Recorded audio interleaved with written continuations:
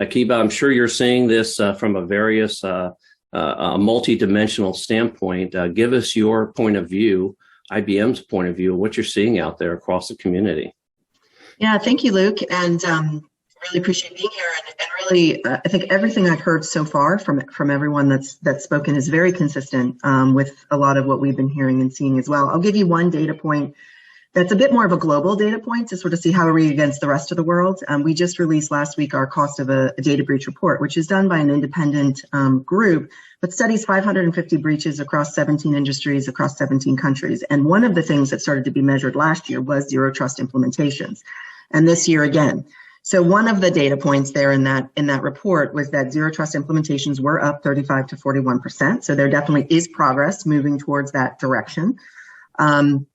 And that those that are doing zero trust have about $1 million of savings against the breaches that they are incurring. I think one of the other points of progress, and I'm really happy to hear most of everyone speaking today, there's the journey, not the destination. I think there was a lot of confusion introduced into the market with, hey, you implement this tool and you will have zero trust in some amount of time. That is, I think we're getting to the point now where, that's just not the accepted approach anymore. And the principles of least privilege, verify continuously, and assume breach, which also the cost of a data breach report absolutely verified, 83% of the organizations that have not just one breach, but experiencing multiple breaches, right? So there's no not having a breach. It is how do you now detect, respond, and most effectively mitigate. And so the adoption of the zero trust principles helps everyone sort of along that journey.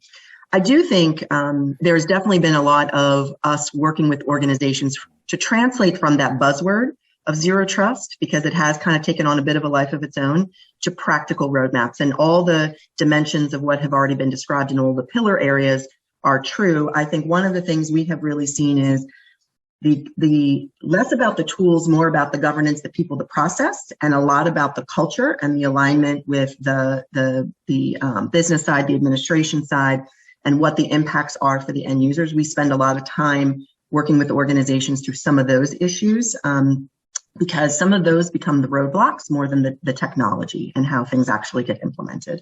So I'll leave it there for now.